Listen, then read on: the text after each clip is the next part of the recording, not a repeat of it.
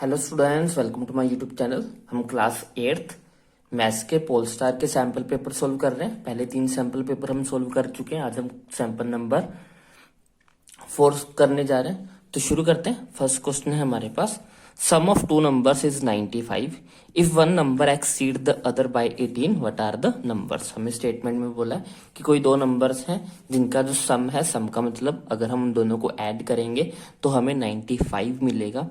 If one number exceed the other, exceed का मतलब होता ज्यादा होना, एक नंबर जो है वो दूसरे नंबर से 18 ज्यादा है, तो हमें दोनों नंबर्स जो है वो पता करने हैं। तो हम क्या करते हैं, सबसे पहले कंसीडर कर लेते हैं, लेट द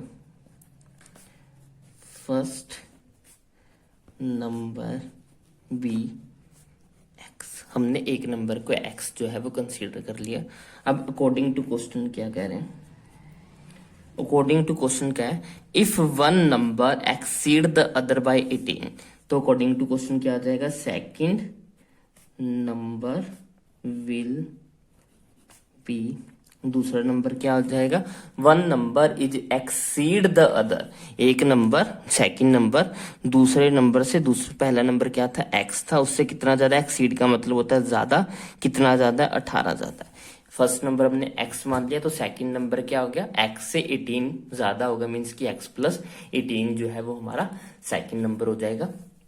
तो और आगे क्या बोल रहे हैं, sum of the two numbers, means कि अगर हम दोनों को ऐड करेंगे तो दोनों कौन से, एक तो x है और x प्लस 18 है, इन दोनों को ऐड करते हैं, x प्लस 18, तो हमें क्या मिलना चाहिए, हमें मिलना चाहिए 95। x प्लस x 2x हो जाएगा, प्लस 18 इज इक्वल टू 95। अब ये 18 यहाँ पे प्लस हो रहा है तो उस साइड जाके ये माइनस का हो जाएगा, ये हो जाएगा 95 माइनस 18, ये 2x इधर ऐसे आ गया, 2x इज इक्वल टू 95 में से 18 माइनस करेंगे तो क्या आएगा हमारे पास, तो हमारे पास आ जाएगा 77।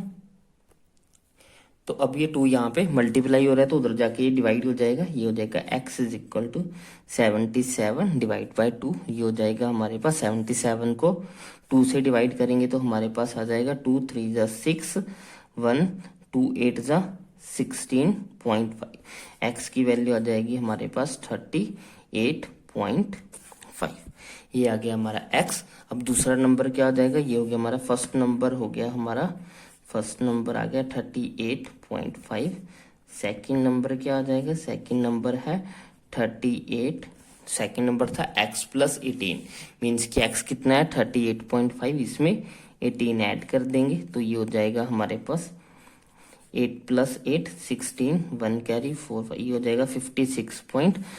तो ये हमारे दोनों जो है वो आंसर हो जाएंगे। बढ़ते हैं क्वेश्चन नंबर 2 की तरफ। सेकंड क्वेश्चन है, find the probability of getting a red Apple. हमें प्रोबेबिलिटी पता करनी है, रेड एप्पल की प्रोबेबिलिटी पता करनी है, रेड एप्पल की। प्रोबेबिलिटी का फॉर्मूला क्या होता है, प्रोबेबिलिटी का फॉर्मूला होता है हमारे पास number of favourable cases divided by the total outcomes. तो ये क्या फॉर्मूला हो जाएगा, number of favourable case divide by total case. अब यहाँ पे फेवरेबल केसेस का मतलब होता है कि जो हमें चाहिए, हमें क्या चाहिए, हमें लाल रंग का एप्पल चाहिए, तो अब हम ये चेक कर लेते हैं कि हमारे पास जो रेड कलर के एप्पल हैं वो कितने हैं। क्वेश्चन में जो रेड कलर के एप्पल डायग्राम जो हमें गिवन है उसमें रेड कलर के कितने एप्पल हैं, उसमें है हमारे पास 1 2 3, उसमें हमारे पास 1 2 3 4 4 जो है वो रेड कलर के एप्पल्स हैं, 4। तो हमारे फेवरेबल केसेस क्या हो जाएंगे, हमारे फेवरेबल केस हो जाएंगे 4, और टोटल वहां पे कितने एप्पल्स हैं, टोटल वहां पे 7 एप्पल्स हैं, तो टोटल डिवाइड में 7 आ जाएगा, तो ये हमारा आंसर हो जाएगा 4/7। Number of favourable cases divided by the total case. Favourable case means कि जो हमें चाहिए, हमें क्या चाहिए था, रेड कलर का एप्पल, और डायग्राम में 4 जो है वो रेड कलर के एप्पल थे, और जो है उसको डिवाइड करना था टोटल केस। टोटल यहाँ पे कितने एप्पल थे, टोटल जो थे वो 7 एप्पल्स थे। क्वेश्चन नंबर 3 देखते हैं। Find the diagonal of a rhombus. Question number 3 की स्टेटमेंट है the diagonal of a rhombus are 7.5 centimetre and 12 centimetre, find the area. हमें एक रोम्बस के दोनों डायगोनल गिवन है, हमें उसका एरिया फाइंड आउट करना है। तो सबसे पहले एरिया का फॉर्मूला लिखते हैं। एरिया ऑफ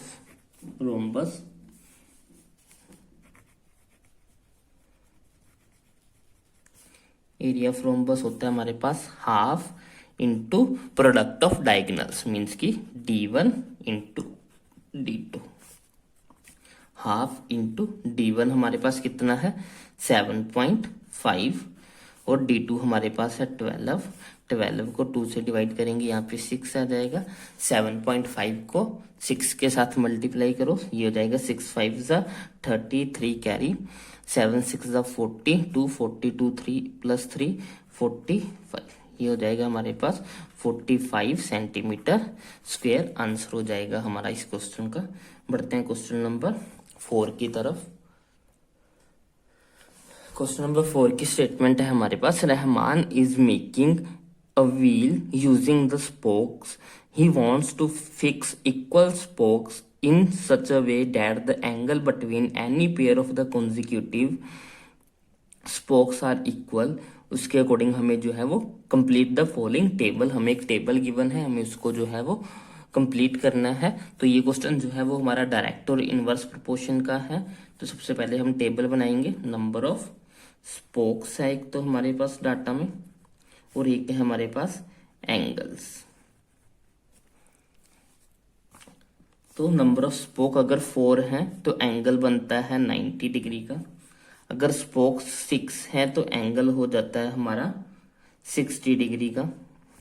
अगर स्पोक्स 8 हैं तो एंगल हो जाता है 45 डिग्री का।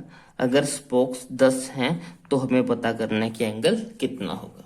तो सबसे पहले तो हमें ये चेक करना होगा कि क्वेश्चन हमारा डायरेक्ट रिलेशन का है या इनवर्स का है। तो अगर आप इसको ध्यान से देखो तो जैसे जैसे स्पोक्स बढ़ रही हैं वैसे वैसे एंगल छोटा हो रहा है। जैसे जैसे स्पोक्स की गिनती बढ़ रही है वैसे वैसे एंगल छोटा हो रहा है। मीन्स कि एक चीज बढ़ रही है तो दूसरी चीज कम हो रही है, और जब एक चीज बढ़े और दूसरी चीज कम हो तो ये रिलेशन जो होता है ये इनवर्स प्रोपोर्शन का रिलेशन होता है। और इनवर्स प्रोपोर्शन में हमें पता है कि जो उनका प्रोडक्ट होता है, मीन्स कि एक्स और वाई का प्रोडक्ट हमेशा कांस्टेंट रहेगा। तो हम बस इसको प्रोडक्ट को कांस्टेंट रख देते हैं। ये हो जाएगा हमारे पास 4 into 90 should be equal to होना चाहिए 10 इंटू एक्स। इन सबका प्रोडक्ट देखिए, आप सबका प्रोडक्ट करके देखोगे तो सबका 360 आएगा। इन दोनों को मल्टीप्लाई करोगे तो भी 360 आएगा, इसको मल्टीप्लाई करोगे तो भी 360 आएगा, इनको मल्टीप्लाई करोगे तो भी 360 आएगा, और इनको मल्टीप्लाई करने पे भी 360 ही आना चाहिए। तो इसलिए हमने इसको इक्वल टू 360 रख लिया। ये 10 यहाँ पे मल्टीप्लाई तो उधर जाके ये डिवाइड हो जाएगा, 0 के साथ 0 कैंसिल हो जाएगी। 9 को 4 से मल्टीप्लाई करेंगे तो x की वैल्यू आ जाएगी हमारे पास 36। तो 36 स्पोक्स होनी चाहिए अगर हमें एंगल जो है वो 36 का होगा अगर नंबर ऑफ स्पोक्स जो है वो 10 होंगी। इसका सेकंड पार्ट भी है, are the number of spokes and the angle formed between the pair of consecutive are in inverse relation. पूछ रहे हैं कि क्या ये इनवर्स रिलेशन में है। तो हाँ जी, ये तो आंसर है यस। ये जो है रिलेशन जो है ये इनवर्स रिलेशन का क्वेश्चन है। How many spokes would be needed if the angle between a pair of consecutive spoke is 40 degree. वो बोल रहे हैं कि अगर एंगल 40 डिग्री का आए तो कितनी स्पोक्स होनी चाहिए। मीन्स कि एंगल यहाँ पे हमें 40 डिग्री का बोला हुआ है और पूछ रहे हैं कि स्पोक्स कितनी होनी चाहिए वहां पे। तो फिर से हम प्रोडक्ट वही इनवर्स रिलेशन का फॉर्मूला लगा लेते हैं। प्रोडक्ट सेम रहना चाहिए, 4 into 90 should be equal to होना चाहिए y इंटू 40। ये 40 यहाँ पे मल्टीप्लाई हो रहा है तो उधर जाके ये डिवाइड हो जाएगा, इज इक्वल टू वाई। 0 के साथ 0 कैंसिल हो जाएगा, 4 के साथ 4 कैंसिल हो जाएगा, तो y की वैल्यू कितनी आ गई 9। तो स्पोक्स कितनी होनी चाहिए, स्पोक्स हमारे पास 9 होनी चाहिए अगर एंगल जो है वो हमें 40 डिग्री का चाहिए। तो इसके साथ ही हमारा क्वेश्चन नंबर 4 कंप्लीट होता है। क्वेश्चन नंबर 5 देखते हैं अब। क्वेश्चन नंबर 5 है हमारे पास, अमन's as is 3 times his son's age, 10 times ago he was 5 times his son's age, find their present ages। हमें बोला है कि अमन है जो कि अमन की एज जो है वो अपने बेटे की उम्र के 3 गुना है।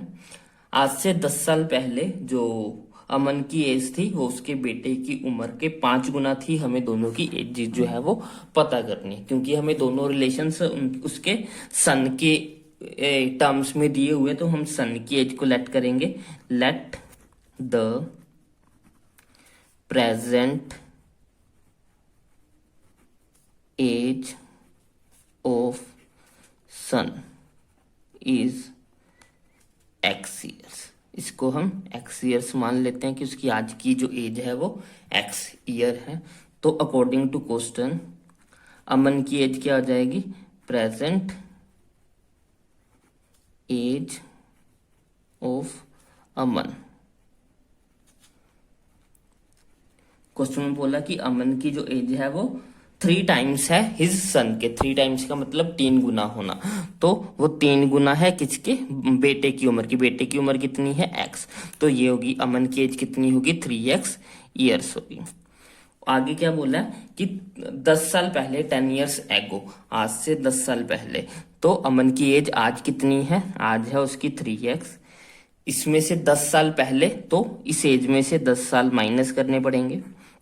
आज उसकी एज थी 3x, 10 साल पहले 10 साल कम उम्र होगी। अगर आज हमारी 25 है तो 10 साल पहले 15 रही होगी, और वो आया कैसे, 25 में से 10 माइनस करेंगे तो 15 आए।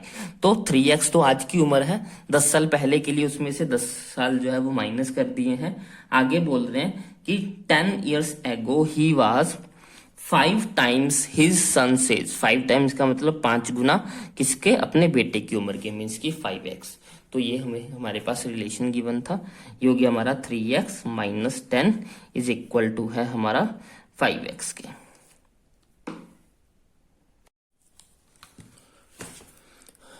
तो हमने यहाँ पे फादर की एज का तो 10 साल पहले की तो निकाल ली, लेकिन बेटे में से 10 साल माइनस नहीं किए, तो बेटे की उम्र में से भी 10 साल माइनस करेंगे, तो ये x माइनस 10 होंगे। दोनों में से 10 माइनस करेंगे, फादर की एज में से भी और सन की एज में से भी, तो ये हो जाएगा हमारे पास।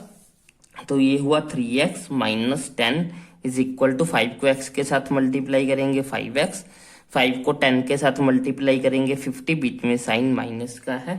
अब x वाली टर्म्स को एक तरफ कर लेते हैं, ये हो जाएगा हमारा 3x इधर चल जाएगा, ये हो जाएगा 5x माइनस 3x, इधर था माइनस का 10, ये 50 इधर माइनस है तो इधर आके ये प्लस का हो जाएगा, प्लस का 50 हो जाएगा।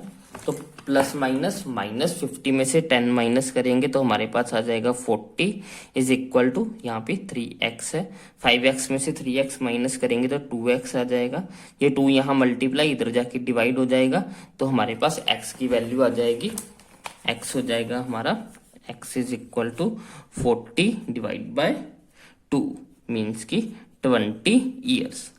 ये 20 ईयर्स किसकी एज आई है, ये आई है हमारे बेटे की। सन की उम्र होगी हमारी, सन की उम्र होगी 20 साल, और फादर की कितनी हो जाएगी, मीन्स की अमन की कितनी हो जाएगी, वो है 3 गुना ऑफ सन की, तो इसकी 3 गुना करेंगे तो ये हो जाएगी 60 ईयर्स। तो अमन की एज 60 ईयर्स आ जाएगी और सन की जो एज है वो 20 ईयर्स हो जाएगी। ये हमारा हो जाएगा आंसर।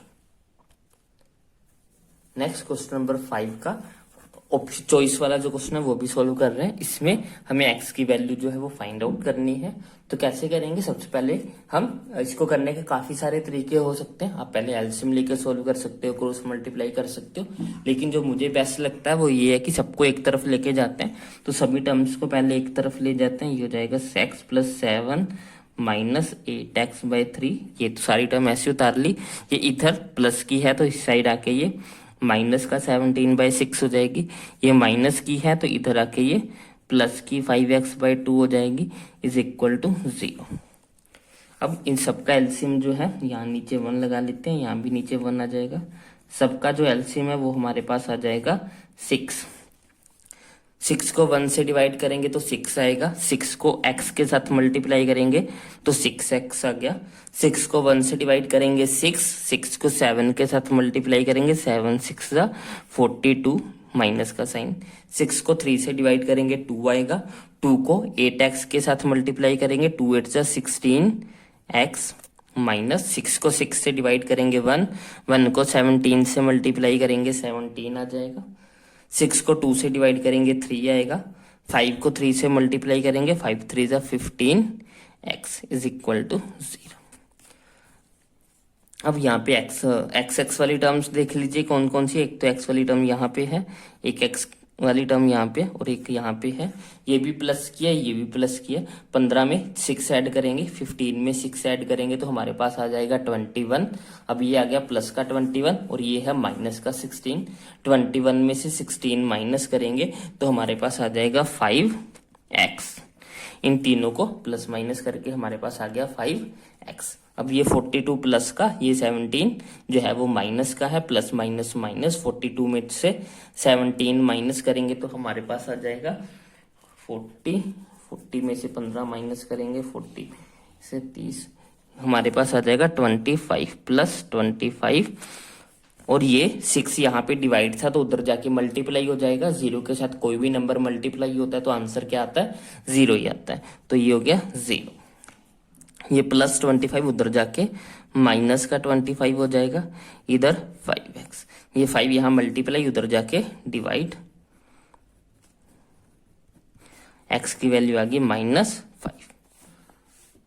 नेक्स्ट है हमारे पास क्वेश्चन नंबर 6। हमें क्वाड्रिलेटरल ड्रॉ करना है GOLD, जिसमें हमारे पास साइड्स गिवन है। तो सबसे पहले इसका रफली बना लेते हैं, रफली में हम क्वाड्रिलेटरल बना लेते हैं गोल्ड, किसी भी शेप का बना लो क्योंकि अभी तो हम रफ ही बना रहे हैं इसमें। तो GOLD गोल्ड जो है वो हमारा रफली बन गया। हमें OL जो है वो OL हमें 7.5 सेंटीमीटर की गिवन है। GL का मतलब G और L को आपस में मिलाना पड़ेगा, तो ये डायगोनल है, मतलब कि ये हमें 6 सेंटीमीटर का गिवन है।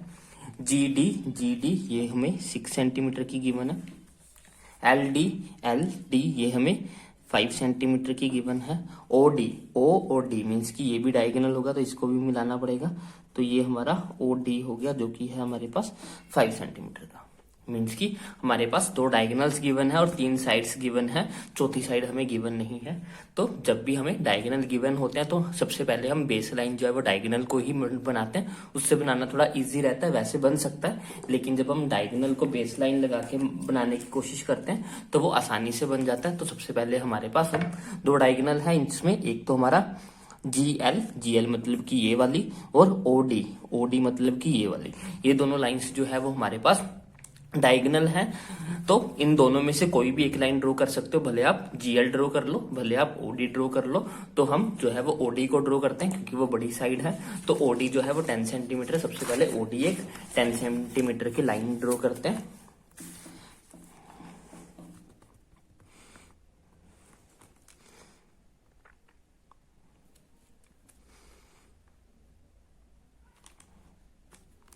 सबसे पहले OD लाइन ड्रॉ होगी 10 सेंटीमीटर की, ये OD है 10 सेंटीमीटर। उसके बाद अब हमारे पास डायगोनल बन गया, कौन सा OD 5, हाँ OD जो है वो 10 था, OD 10 सेंटीमीटर है, LD था 5 सेंटीमीटर का, ठीक है। तो OD जो है वो 10 बन गया। अब हमें लाइन्स ड्रॉ करनी है, O पे हम L पॉइंट बनाएंगे तो O पॉइंट पे 7.5 सेंटीमीटर की कंपास खोलेंगे, 7.5 सेंटीमीटर की कंपास खोल लेते हैं। 7.5 सेंटीमीटर की कंपास खोल के A पॉइंट पे रख के एक आर्क O पॉइंट कहाँ पे, O पॉइंट हमारा यहाँ पे है, O पॉइंट पे कंपास को रख के एक आर्क लगा दी है, ये आर्क हमारी बन गई है। O पॉइंट पे रखिए कंपास को और एक आर्क ड्रॉ की है। उसके बाद अब O से लगा ली है। अब O के अपोजिट कौन सा पॉइंट है, D पॉइंट है। D से कितने का चाहिए, L की तरफ ही जाना है क्योंकि पहले भी L की तरफ चले थे तो अब भी L की तरफ चलेंगे। D से L कितने दूर है, 5 सेंटीमीटर, तो 5 सेंटीमीटर की कंपास खोल लेते हैं।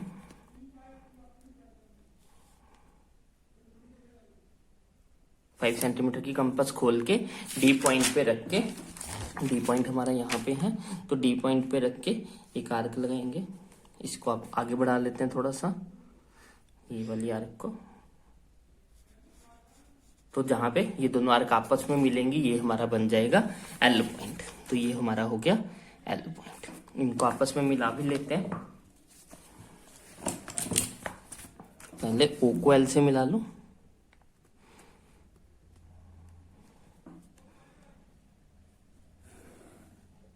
ये ओ एल हो गया। अब डी को एल से मिला लो,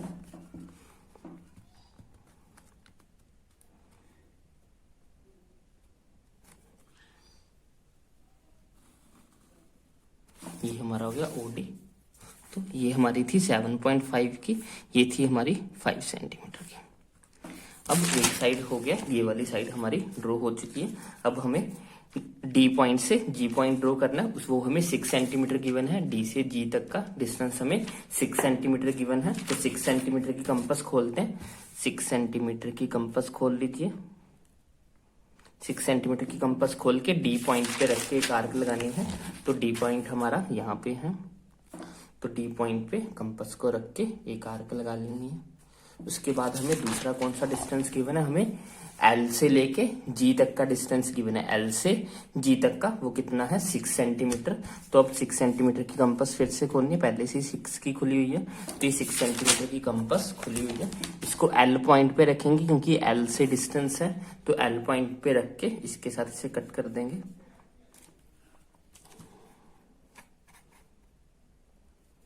तो जहां पे ये मिलेंगी ये हमारा बन जाएगा जी पॉइंट। तो ये पॉइंट हमारा हो गया जी पॉइंट। अब बस आपस में मिला देते हैं। हमारे पास क्या क्या था हमारा, पहले तो हमें डी को मिलाना है जी के साथ।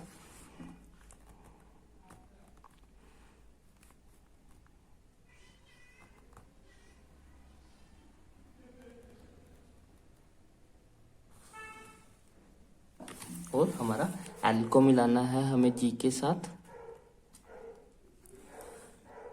और इसको हम ओ के साथ भी मिला देंगे, जो कि हमारी लास्ट साइड होगी क्वाड्रिलेटरल की।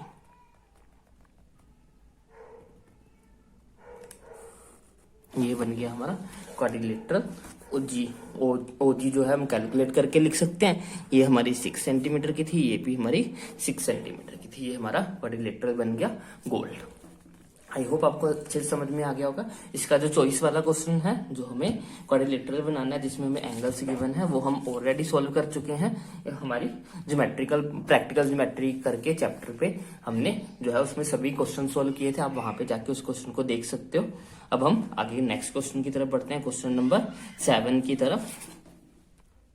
नेक्स्ट 7th क्वेश्चन के फर्स्ट पार्ट में हमें बोला हुआ कि how are pyramids and the cones alike alike. अलाइक का मतलब होता है सेम, मीन्स कि वो हमसे ये पूछ रहे हैं कि कैसे पिरामिड और कॉन्स जो है वो सेम हो सकते हैं।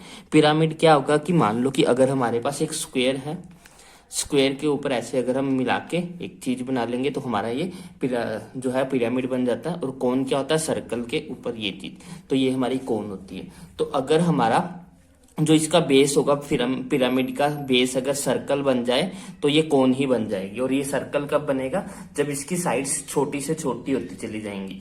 तो हम क्या कह सकते हैं, पिरामिड और कोन जो सेम कैसे है, तो सभी पिरामिड जो है वो कोन बन जाएंगे अगर उनकी जो नंबर ऑफ साइड्स हैं बेस की वो इंक्रीज होती जाएंगी। जितनी ज्यादा साइड्स इंक्रीज होंगी वैसा वो कोन की तरह दिखना शुरू हो जाएगा। जैसे कि यहाँ बेस की साइड्स 4 थी, अगर बेस की साइड 8 होती तो ये कुछ ऐसा नजर आता ऑलमोस्ट सर्कल जैसा। तो जैसे जैसे हम जो है वो इसकी बेस की साइड्स को इंक्रीज करते जाएंगे, बेस की जो साइड्स है वो जैसे जैसे बड़ी होती चली जाएंगी, वैसे वैसे जो सभी पिरामिड्स हैं वो कोन बन जाएंगे। उसके बाद हमारे पास is a square prism same as a cube. बोल रहे हैं कि क्या एक स्क्वायर प्रिज्म और क्यूब जो है वो सेम हो सकते हैं, तो ऐसा नहीं हो सकता। ये क्यूबॉइड हो सकता है लेकिन ये जो है वो क्यूब नहीं हो सकता है। तो ये स्टेटमेंट जो है वो पॉसिबल नहीं है। तो इसका आंसर होगा no, it could be a cuboid but it can not be a cube. तो क्वेश्चन नंबर 8 करते हैं अब हम। क्वेश्चन नंबर 8 जो है वो हमारा है ये हमारा डायरेक्ट और इनवर्स प्रोपोर्शंस का क्वेश्चन है। तो देखते हैं, सबसे पहले हमें इसका डाटा बनाना होगा। क्वेश्चन नंबर 8 की स्टेटमेंट में हमें बोला है a farmer has enough food to feed 20 animals in his cattle for 6 days. How long would the food last if there were 10 more animals in his cattle. बोल रहे हैं कि किसी किसान के पास अपने 20 जानवरों को खिलाने के लिए 6 दिनों का खाना है। मीन्स कि उसके पास इतना खाना है कि वो अपने 20 जानवरों को 6 दिन जो है वो आराम से खिला सकता है। अब क्या हो कि अगर 10 और एनिमल आ जाएं, मीन्स कि पहले 20 थे तो 10 और आ गए, मीन्स कि टोटल अब 30 जानवर हो गए, तो अब वो खाना कितने दिनों के लिए चलेगा। तो आप इसको ऐसे सोचिए कि अगर आपके पास आप पहले कोई एक आपने किसी होटल में गए, वहां आपने एक प्लेट ऑर्डर की, तो आपने अभी वो एक प्लेट अकेले ने खानी थी। फिर जब आप खा रहे थे तो उसी टाइम आपके 2 फ्रेंड और आ गए, तो अब आपको वो शेयर करनी पड़ेगी उन फ्रेंड्स के साथ। मीन्स कि आपको अब कम मिलेगा खाने को। तो जितने ज्यादा खाने वाले लोग होंगे उतना खाने के लिए कम मिलेगा। तो ये हमारा जो है वो एक इनवर्स रिलेशन का क्वेश्चन होगा। तो सबसे पहले हम डाटा बना लेते हैं। डाटा में हमारे पास एनिमल्स हैं, एक एनिमल्स है, दूसरा हमारे पास नंबर ऑफ डेज है कि कितने दिनों के लिए जो खाना है वो चलेगा। अगर एनिमल्स 20 हैं तो खाना जो है वो 6 दिनों के लिए चलता है। अगर वो 10 बढ़ जाते हैं, मीन्स कि वो 30 हो जाता है, तो खाना कितने दिनों के लिए चलेगा। तो अभी जैसा कि मैंने बताया कि ये एक इनवर्स का है, जितने खाने वाले ज्यादा लोग होंगे उतना खाना जो है वो जल्दी खत्म हो जाएगा। मीन्स कि इनवर्स रिलेशन का क्वेश्चन है। और हमें पता है कि इनवर्स में हमेशा जो प्रोडक्ट है वो सेम रहता है। तो दोनों के प्रोडक्ट को सेम रखते हैं। 20 × 6 शुड भी इक्वल टू होना चाहिए 30 × x। ये 30 यहाँ मल्टीप्लाई, तो उधर जाके ये डिवाइड हो जाएगा। 0 के साथ 0 कैंसिल, 3 1 जा 3, 3 2 जा 6, 2 × 2 4। अब जो खाना है वो कितने दिन चलेगा? अब जो खाना है वो सिर्फ 4 दिन चलेगा। 4 दिनों में जो खाना है वो खत्म हो जाएगा।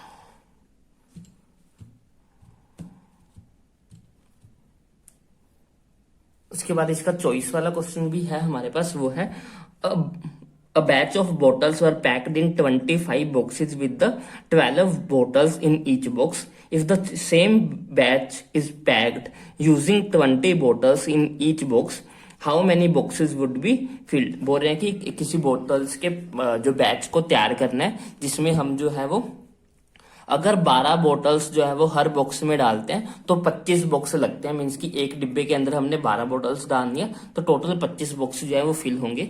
वो पूछ रहे हैं कि अगर हम 12 के बजाय 20 बोटल्स एक बैग में डाल दें, तो एक डिब्बे में डाल दें, तो कितने डिब्बे जो है वो चाहिए होंगे हमें। तो पहले इसका डाटा बना लेते हैं हम।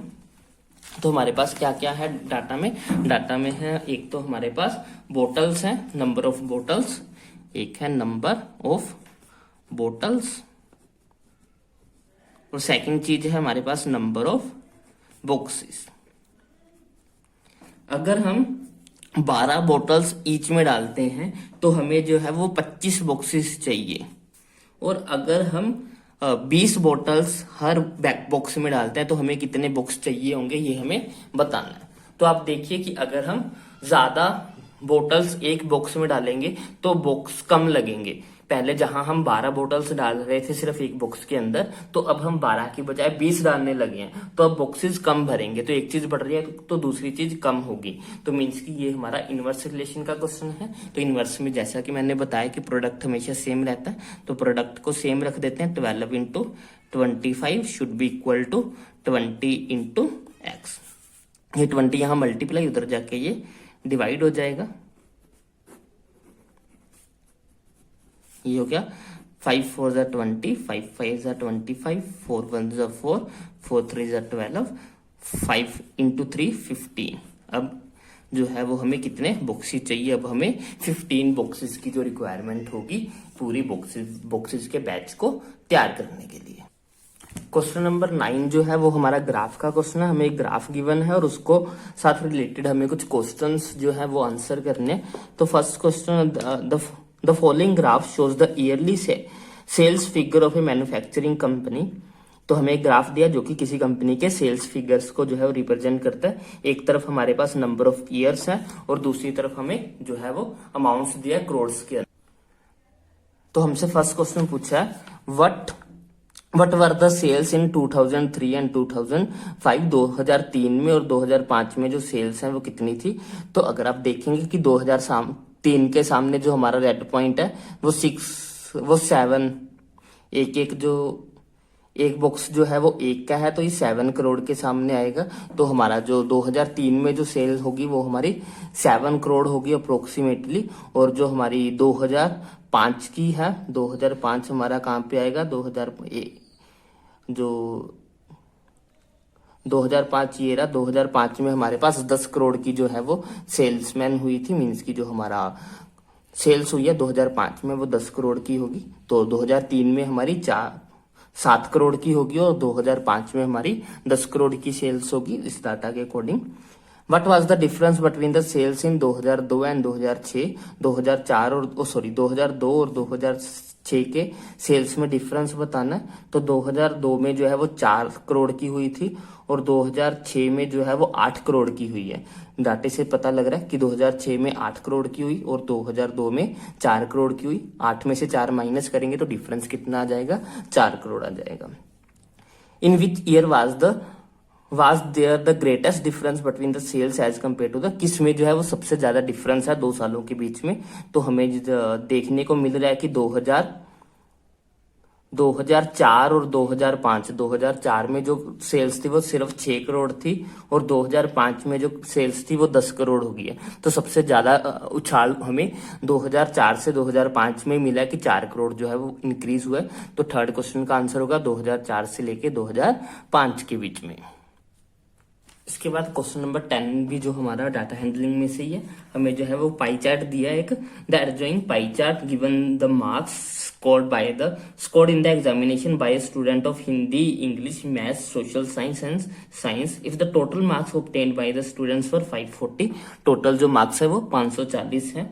Answer the following question, in which subject did the student score 105 marks. पूछ रहे हैं कि कौन से सब्जेक्ट में बच्चे के जो है वो 105 नंबर आए हैं, वो हमें बताना है। तो इसको कैलकुलेट करना पड़ेगा। फर्स्ट पार्ट को हमें पता है कि जो टोटल मार्क्स हैं वो 540 हैं और वो टोटल एंगल को रिप्रेजेंट कर रहे हैं। तो हम देख सकते हैं कि जो हमारे 540 मार्क्स हैं, 540 मार्क्स रिप्रेजेंट्स 540 है ना, 540 मार्क्स रिप्रेजेंट कितने एंगल को रिप्रेजेंट कर रहे हैं, पूरा सर्कल। 540 मीन्स की पूरे के पूरे जो टोटल मार्क्स हैं वो 540 है, मीन्स की पूरा एंगल कितना है इसके अंदर, 360 का। तो हम कह सकते हैं कि 540 मार्क्स जो है वो 360 एंगल को रिप्रेजेंट कर रहे हैं। तो अब हमें कितने बताने हैं, हमें नंबर चाहिए 105। तो 105 मार्क्स जो है वो कितने को रिप्रेजेंट करेंगे, विल रिप्रेजेंट। तो ये कैसे निकालते हैं, 360 ऊपर ऐसे ही आ जाएगा, डिवाइड करेंगे इसको 540 के साथ, मल्टीप्लाई करेंगे 105 के साथ। 360 डिवाइडेड बाय 540 मल्टीप्लाइड बाय 105। तो ये 0 के साथ 0 काट देते हैं। 6 6 जा 36, 6 9 जा 54, 3 2 जा 6, 3 3 जा 9, 3 3 जा 9, 3 5 जा 15, 5 2 जा 70। तो ये आ गया हमारे पास 70 डिग्री। और 70 डिग्री का एंगल किस में बन रहा था, 70 डिग्री का एंगल जो है वो हिंदी में बन रहा था। तो मीन्स कि उसने 105 मार्क्स किस सब्जेक्ट में अचीव किए, उसने जो है वो हिंदी के अंदर जो है वो 105 नंबर जो है वो लिए हैं। इसका सेकंड क्वेश्चन क्या पूछ रहा है हमारे से,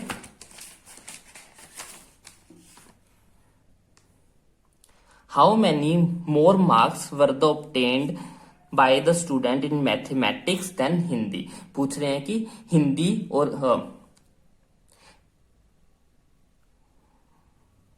मैथ्स में उसके हिंदी से कितने ज्यादा नंबर आए हैं वो हमें बताना है। हमें ये बताना है कि मैथ्स में उसके हिंदी से कितने ज्यादा नंबर आए हैं। तो हमें पता है कि जो 360 डिग्री का एंगल है, 360 एंगल रिप्रेजेंट्स 360 डिग्री का जो एंगल है वो रिप्रेजेंट कर रहा है 540 मार्क्स को।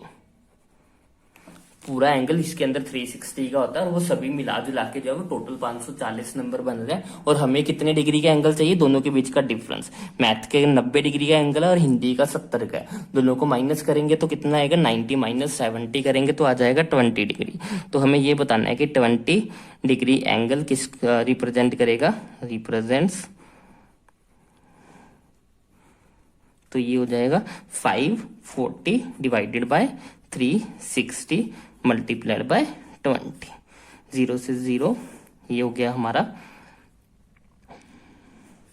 6 6 जा 36, 6 9 जा ये हो गया 3 2 जा 6, 3 3 जा 9, 2 1 जा 2, 2 10 जा 3 को 10 से मल्टीप्लाई करेंगे तो 30 मार्क्स आ जाएंगे। मैथ्स में उसके 30 नंबर जो है वो ज्यादा आए एज कंपेयर टू हिंदी। उसका थर्ड पार्ट देखते हैं क्या पूछ रहा है हमसे।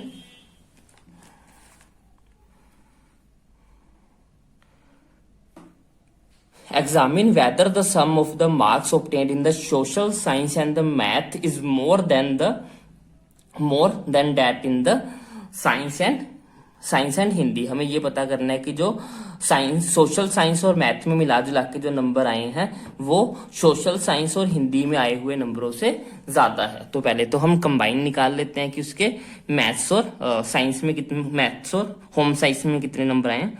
मार्क्स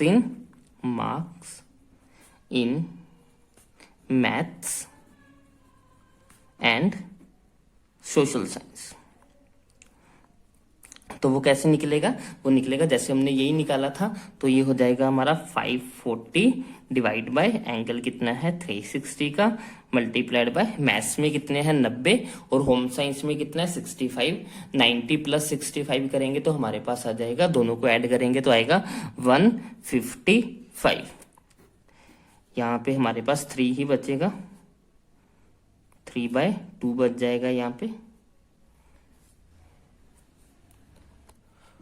तो इसको हम जब 155 को 2 से डिवाइड करेंगे तो हमारे पास आ जाएगा 2 7 जा 14, 2 7 जा 14, 77.5।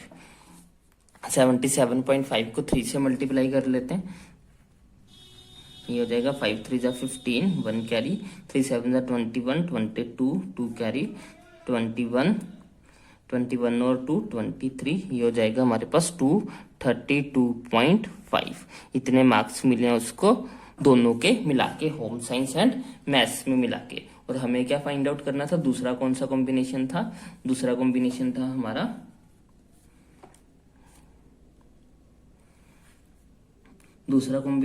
साइंस एंड हिंदी का। Science in Hindi, maths, marks in science and Hindi. तो वो कैसे आएंगे, 540 divide by 360 multiplied by, science में कितने हैं, साइंस में है 80 और हिंदी में है उसके 70। दोनों को ऐड करेंगे तो ये आ जाएगा हमारे पास 150। तो ये आ गया हमारा 150। यहाँ पे फिर से हमारे पास 3/2 ही आ जाएगा, यहाँ पे करेंगे तो यहाँ पे आ जाएगा 75। 75 को 3 से मल्टीप्लाई करेंगे तो हमारे पास आ जाएगा 225। तो मार्क्स ज्यादा है, कितने ज्यादा है वो भी आप निकाल सकते हो। तो हमारे मैथ्स और होम साइंस में जो है वो उसके ज्यादा नंबर आए एज कम्पेयर टू उसके साइंस और हिंदी के। इसका सेकंड पार्ट भी जो है वो पाई चार्ट से रिलेटेड ही है। हमारे पास गिवन है, on a particular day the sales of a different types of the baker shop are given below. हमारे पास जो है वो एक डाटा गिवन है, हमारे पास बेकरी में बिकी हुई अलग अलग आइटम्स का डाटा है, हमें उसका पाई चार्ट बनाना है। तो पाई चार्ट बनाने के लिए सबसे पहले हमें एंगल्स फाइंड आउट करने होंगे। तो एंगल्स फाइंड आउट करते हैं सबसे पहले। Angle for ordinary bread, ordinary bread के लिए एंगल कैसे निकलेगा, टोटल आर्टिकल 720 है तो 720 जो है वो रिप्रेजेंट करेंगे हमारे पूरे एंगल को। और हमें जो है वो कैसे निकलेगा, वो हमारा जो एंगल होगा तो ये कैसे निकलेगा, ये निकलेगा टोटल एंगल कितना है 360 का डिवाइडेड बाय टोटल आइटम्स कितनी है 720 की। इसको मल्टीप्लाई करेंगे जितना हमारा ऑर्डिनरी ब्रेड है, ऑर्डिनरी ब्रेड हमारा 320 है। जीरो के साथ जीरो कैंसिल, 36 वन जा 36, 36 टू जा 72, इसको वन, ये आ गया हमारा 160 180, तो 160 सॉरी 160 डिग्री एंगल बन गया हमारा किसके लिए, ऑर्डिनरी ब्रेड के लिए। उसके बाद है हमारा angle for fruit bread. Second हमारा फ्रूट ब्रेड है, तो ये भी कैसे निकलेगा, total angle 360 divide by total item 720 है, मल्टीप्लाइड बाय जितने फ्रूट ब्रेड है ये 80, तो इसको काटेंगे तो यहाँ पे 2 आ जाएगा, ये हमारा आ जाएगा 40 डिग्री का एंगल बनेगा हमारा फ्रूट ब्रेड के लिए। नेक्स्ट है हमारा केक।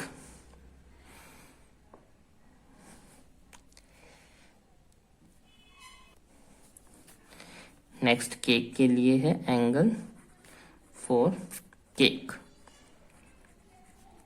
फिर से वैसे निकालेंगे, total angle 360 divide by total items multiplied by cake कितना है 160, इसको काटेंगे तो यहाँ पे 2 ही आ जाएगा, ये आ जाएगा हमारे पास 80 डिग्री का।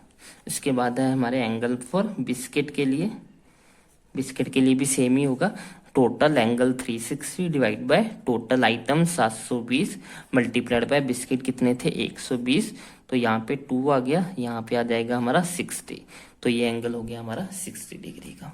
उसके बाद अदर्स हैं, अदर्स के लिए भी फिर से same, total angle 360 divide by total item 720 multiplied by others item कितनी है 40, यहाँ पे 22 आ जाएगा, यहाँ पे हमारा 20 डिग्री जो है वो एंगल हो जाएगा। आप चेक कर सकते हो कि आपका ठीक है कि गलत है, सबको जोड़ के देखिए आपका 360 आना चाहिए। अब आप बस इसका पाई चार्ट बना सकते हो।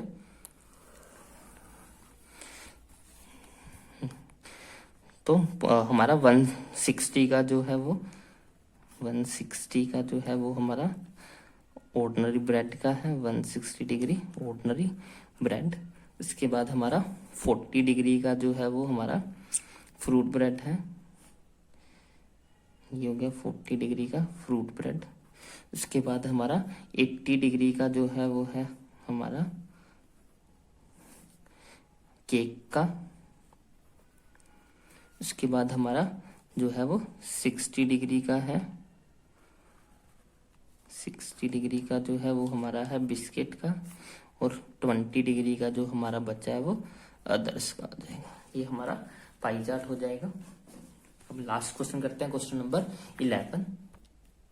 क्वेश्चन नंबर 11 जो है वो हमारा सरफेस एरिया एंड वॉल्यूम में से बोल रहे हैं कि find the height of the cuboid whose base area is 180 centimetre square and the volume is 900 centimetre cube. हमें जो है वॉल्यूम गिवन है, वॉल्यूम ऑफ क्यूबॉइड गिवन है, वो है हमारा 900 सेंटीमीटर क्यूब, और हमें बेस एरिया गिवन है, बेस एरिया वो हमें गिवन है 180 सेंटीमीटर स्क्वायर। हमें फाइंड आउट क्या करना है, हमें हाइट जो है वो पता करनी है। हमें वॉल्यूम ऑफ क्यूबॉइड पता है, we know the volume of cuboid का जो फॉर्मूला होता है वो क्या होता है, वो हमारा होता है L into B into H. तो जहां पे बेस एरिया का मतलब है कि उसका बेस का एरिया, L इंटू बी क्या होता है, ये एरिया ही होता है, L इंटू बी जो है वो एरिया ही होता है। तो इसलिए हम कह सकते हैं कि हमें यहाँ पे L इंटू बी की वैल्यू ऑलरेडी गिवन है, तो L into B into H is equal to हमारे पास कितना वॉल्यूम है, हमारे पास 900 वॉल्यूम गिवन है, जिसमें से L इंटू बी क्या है, ये जो है वो हमारा ये पोर्शन हमारा हो जाएगा बेस एरिया, बेस एरिया। तो L इंटू बी हमारा बेस एरिया हो गया, जो कि हमें 180 गिवन है, multiplied by H is equal to 900। ये यहाँ मल्टीप्लाई, उधर जाके ये डिवाइड हो जाएगा,